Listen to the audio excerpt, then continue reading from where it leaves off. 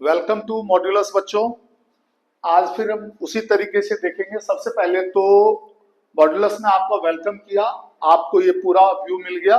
इस व्यू से आप पहले इसको इसको पॉज करके आप इसकी कॉपी कर लेना, है ना। कॉपी करने के बाद शायद राइटिंग में अगर कुछ समझ में ना आए तो क्लियर कर लेना। मैं जब बोलूंगा तब देख लेना कि हाँ यही लिखा हुआ है कि नहीं लिखा हुआ है, चीजों का मतलब बदल जाता है। चलिए सबसे पहले बेसिक, ये वाला बोर्ड मैंने बेसिक बनाया हुआ है। एक थ्योरम है आपका सिर्फ। सबसे पहले तो थ्योरम से पहले आप ये जान लीजिए, देखिए कैसे कम समय में आप पढ़ सकते हैं। तो ये रहा एक सर्कल और इस पर बना हुआ है, पहले तो आपने व्यू ले लिया होगा, मैं जानता हूं व्यू व्यू मिल चुका होगा। तो ये है एक सर्कल, ये सेंटर है ओ। ओ अब देख लीजिए यहां पर एक लाइन गुजर रही है। आप इतना समझ लो कि एक लाइन एक सर्कल को एक ही पॉइंट पर टच कर सकती है, एक ही पॉइंट बन सकता है। तो ये है पॉइंट। अब इसी को कहते हैं टेंजेंट। इस पॉइंट को ही इसका टेंजेंट कहते हैं, सर्कल का टेंजेंट इसी पॉइंट को कहते हैं।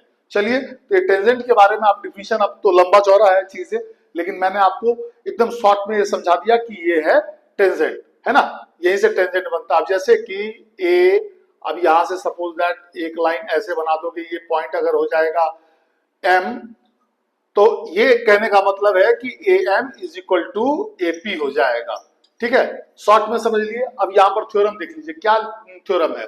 The length of tangents drawn from an external point to a circle are equal. आपको ये बता दूं कि ये थ्योरम पहले 2010 तक बराबर पूछा गया था प्रूव्ड करने के लिए। आपको प्रूव्ड करने के लिए ये थ्योरम डाल देते और बोलते कि प्रूव्ड कीजिए आप इसको, तो आप इसको प्रूव्ड करते। लेकिन अब वो सिलसिला रुक गया हुआ है, तो थ्योरम प्रूव करने के लिए नहीं भेजते हैं, वो डालते हैं क्वेश्चन में, उसकी जगह क्वेश्चन डाल देते हैं। चलिए तो इस थ्योरम का कैसे आप यूज करेंगे। तो ये आपका थ्योरम था, इसका मतलब था, ये तो वर्ड में लिखा हुआ, इसका मतलब ये है कि जैसे कि आप सपोज कीजिए ए पॉइंट से, सपोज नहीं कीजिए ये ऐसा है, ए पॉइंट से A D and A F दो लाइन है ना। वैसे तो लाइन ए सी बन रहा है, ए बी बन रहा है और बी सी बन रहा है, बट ये दो पॉइंट ए से डी पर टच कर रहा है एंड ए से एफ पर टच कर रहा है। उसी तरीके से सी से एफ पर टच कर रहा है एंड सी से ई पर टच कर रहा है। बी से फिर इस तरीके बी पॉइंट से देखेंगे, ये सर्कल से काफी दूर है, तो इस पॉइंट से बी डी पर टच कर रहा है एंड बी ई पर टच कर रहा है। तो ये थ्योरम क्या कहता है, कहता है कि जैसे कि पॉइंट ए से निकला हुआ दो लाइन है, अब इसको भी तो लाइन मानेंगे ना आप, एसी जैसे लाइन है, तो एसी लाइन का दो part, A C is equal to A F plus F C, A F plus F C, and A B is equal to A D plus D B, A B is equal to. But लेकिन यहां पर हमारा theorem कह रहा है कि ए point से जो A D line and A B line निकला है और सर्कल को टच कर रहा है, ये आपस में इक्वल होते हैं। उसी तरीके से पॉइंट बी से बी डी एंड बीई निकल रहा है, तो B D is equal to BE हो जाएगा। एंड पॉइंट सी से सी एफ एंड सीई निकलता है, तो C F is equal to CE हो जाएगा। क्लियर है, ये चीज क्लियर हो गई होगी मेरे ख्याल से। यही है बेसिक्स, जिस पर कि मैंने एक क्वेश्चन डाला है, फिर एक सैंपल क्वेश्चन डाल दिया हुआ है। बहुत साधारण है सैंपल क्वेश्चन आपका। इस क्वेश्चन में तो थोड़ा सा तामझाम भी है, जिस क्वेश्चन को मैंने डाला है इसमें तो थोड़ा सा है कि आपको समझना पड़ेगा चीजों को, है ना। बट इसमें बहुत इजी है, बस थोड़ा सा दिमाग लगाना है। 2 नंबर का ये क्वेश्चन है। अब आप चलिए हम क्वेश्चन देखते हैं, सीधे क्वेश्चन पर आते हैं। क्वेश्चन क्या कह रहा है, in given figure quadrilateral ABCD is circumscribed touching the circle at P, Q, R and S such that DAB is equal to 90 degree. ध्यान से देखिएगा, DAB यहाँ पर टच है, ये देखिए DAB एंगल यहाँ पे बनता है, ठीक है। तो DAB is equal to 90 degree. And question में दिया हुआ है इफ CS, ध्यान दीजिएगा, पिक्चर मेरे से अच्छा नहीं बनता है बट मैंने कोशिश करी है समझाने की। तो सी को समझ लीजिएगा, दूर है, बिल्कुल नजदीक नहीं है। सी पॉइंट है यहाँ पर, तो सी से निकला सी एस, उसका वैल्यू दिया हुआ है 27 सेंटीमीटर। एंड अब ध्यान दीजिएगा, full C B, C and B, ये लाइन इसकी वैल्यू दी हुई है 38 centimetre and radius of the circle is 10 centimetre. Find the value of AB। Obviously आपके दिमाग में जाएगा भैया ए बी तो A Q and plus B Q को ऐड करेंगे तो बन जाएगा, बात भी वही है। और देखिए छोटा सा क्वेश्चन है लेकिन आपको ये लाइन लिखना बड़ा इंपॉर्टेंट है।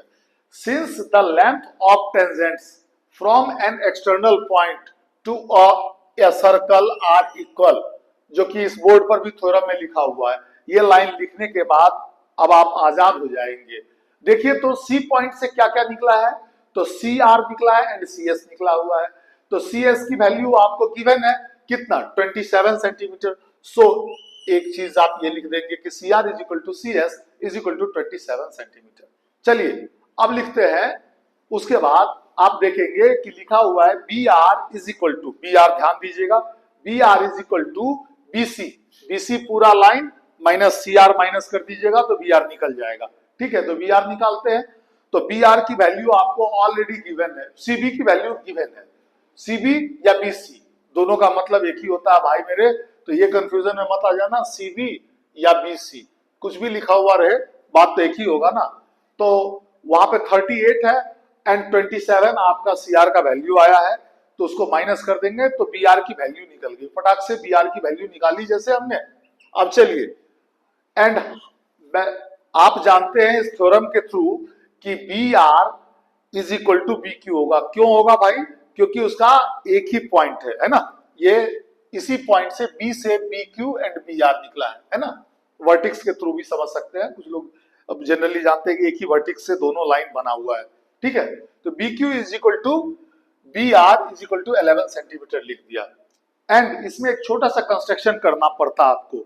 ये जो आप देख रहे होगे ओ क्यू लाइन, जैसा कि मैंने लिख दिया हुआ है, ये लाइन आपस में पहले नहीं मिला हुआ था। एंड वी नो दैट कि O Q is equal to is a radius and PO also radius है, जो जिसको कि पहले मिलाया हुआ था गिवन पिक्चर में, है ना। इसको मैंने मिला करके रख दिया हुआ है।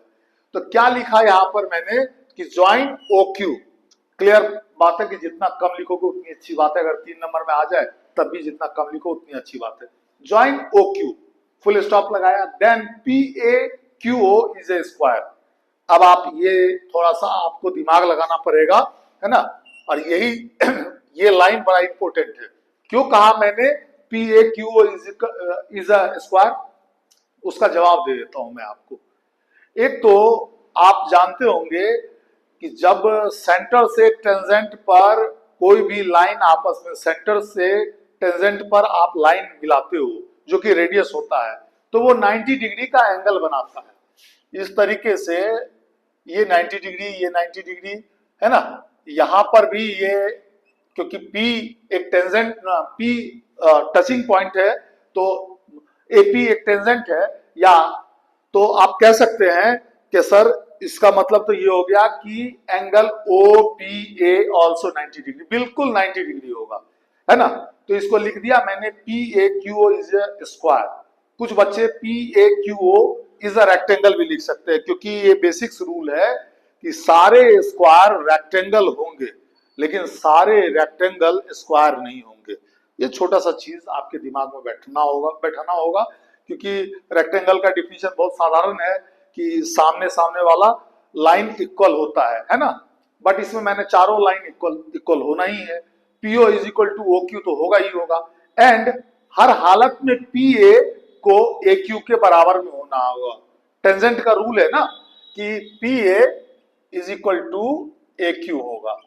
अब यहां पर, बट ये तो एक्स्ट्रा है नॉलेज, यहां पर मैंने क्या लिखा कि A Q is equal to PO, क्योंकि मैंने इसको मिलाने के बाद इसको स्क्वायर अनाउंस कर दिया था। स्क्वायर जैसे अनाउंस कर दिया कि सीधा सीधा हो गया कि ये एक स्क्वायर है, then A Q is equal to PO हो जाएगा। बिल्कुल बात है, पीओ हो सकता है। 10 सेंटीमीटर आप लिख सकते हैं, आपने स्क्वायर लिखा है, टीचर समझ जाएंगे इसको। Hence A B is equal to, A B देख लीजिए पूरा, A Q plus B Q is equal to 10 plus 11 is equal to 21 centimetre. ये कंप्शन के एग्जाम में भी आ सकते हैं क्वेश्चन, तो आपको कंस्ट्रक्ट रफ में ही करना होगा। कंप्शन का एग्जाम जिस तरीके का होता है आप जानते ही होंगे। जो भी कंप्शन वाले अगर कोई वीडियो देखे तो आप समझ सकते हैं कि इसका आंसर आपको तो ऐसे ही निकालना पड़ता, बस दिमाग में बिठाना पड़ता है। ये स्क्वायर है, रेक्टेंगल भी सोच सकते थे, जो भी सोचिए, लेकिन इसकी वैल्यू तो ए क्यू की वैल्यू और दूसरे तरीके से आप निकाल नहीं सकते थे इस क्वेश्चन में, ऐसे ही निकलता। तो मैं समझता हूं कि शायद आपका ये क्वेश्चन क्लियर हो गया होगा। इस थ्योरम मैं जो पूरा ये वीडियो कई वीडियो डाल रहा हूं जिसमें ये बतला रहा हूं कि छोटी छोटी बेसिक्स नॉलेज से आप बहुत सारा क्वेश्चन कर सकते हो। ठीक है, चलिए ये तो हो गया आपका इस क्वेश्चन का बात। अब इसी क्वेश्चन से मिलता जुलता, इसीलिए मैंने नाम रखा हुआ है सैंपल क्वेश्चन। ये सैंपल क्वेश्चन दिया, इसकी प्रैक्टिस करेंगे। आंसर तो लिख देता हूं, बट मैं उम्मीद करूंगा कि आप इस क्वेश्चन को खुद के दम पर, है ना, लॉन्ग में बनाने की प्रैक्टिस करेंगे ऐसे डिस्क्रिप्शन में, तो आपको समझ में आएगा। यहां पर ये समझ लीजिएगा कि पॉइंट ये P है, ये R है, ये Q है, ये एक सर्कल पर टच होने वाला है। ठीक है, अ सर्कल, अब ये क्वेश्चन सैंपल क्वेश्चन क्या है? A circle is inscribed in a triangle ABC touching AB, BC and AC R। AB line कहां टच कर रहा है? तो P पर टच कर रहा है, करेक्ट बात है। BC लाइन, है ना, BC लाइन कहां टच कर रहा है? तो BC लाइन टच कर रहा है Q पर। एंड AC लाइन कहां टच कर रहा है? तो R कर रहा है ना, सर्कल पर, है ना। याद रखिएगा, इसमें कोई पिक्चर गिवन की कोई जरूरत थी भी नहीं, ये पिक्चर खुद ही आपको क्रिएट करना था। आर रेस्पेक्टिवली, ये लिखा हुआ है रेस्पेक्टिवली, है ना, उसकी स्पेलिंग आप अपना दुरुस्त कर लीजिएगा। मेरे पास जगह कम था तो मैंने लिख दिया, है ना, मेरा स्मार्ट बोर्ड तो है नहीं, है ना, तो मैं इसी बोर्ड पर लिखता हूँ और एक एक क्वेश्चन सिखाने की कोशिश करता हूँ कि मैथ इजी है, बस आपको प्रैक्टिस, थोड़ी सी बेसिक्स नॉलेज, थोड़ा सा आप एग्जाम्पल का सहारा लो या सॉल्व किए हुए क्वेश्चन को देखो और उस टाइप के क्वेश्चन ढूंढ करके, उस टाइप के क्वेश्चन ढूंढोगे और जब उसकी प्रैक्टिस करोगे तो आपको समझ में आ जाएगा, अरे यार हाँ, रीजन डाल करके आप जब मैथ बनाएंगे तो आपको समझ में आएगा। रूल फॉलो करके मैथ को बनाइए। अब क्या कह रहा है इसमें, लास्ट लाइन जो है, if AB is equal to 10 centimetre, AR is equal to 7 centimetre and CR is equal to 5 centimetre, correct, find the length of BC। भाई साहब क्लियर बात है, BC लाइन की आप वैल्यू तभी निकाल पाओगे जब BQ एंड QC आपके पास क्लियर होगा। तो आप इस क्वेश्चन की प्रैक्टिस करना, इस क्वेश्चन के इस क्वेश्चन के दम पर या फिर इस थ्योरम के दम पर जब आप बना लोगे तो आपको समझ में आएगा कि इस तरह के 2-3 नंबर वाले सारे क्वेश्चंस आप कर सकते हो। याद रखना, अगर आपको कोई भी चीज मेरी बताई गई नहीं समझ में आ रही है तो आप मुझे कमेंट सेक्शन में लिखिए, पढ़ने पढ़ाने की, है ना, मैं पढ़ने पढ़ाने की बात करूंगा, पढ़ने पढ़ाने की बात करूंगा। तो मैथ सीखने के लिए आपको सबसे पहले क्या करना होगा कि बेसिक्स नॉलेज लेनी पड़ेगी, एग्जाम्पल समझना पड़ेगा, है ना।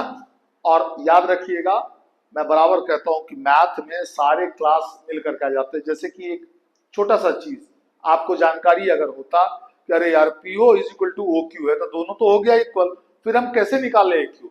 तो भैया ये 90 डिग्री के चक्कर में ना 2-3 चीज अगर जान जाओगे तो समझ जाओगे कि स्क्वायर है, और स्क्वायर को रेक्टेंगल भी लिख सकते हो, ऐसा कोई जरूरी नहीं है।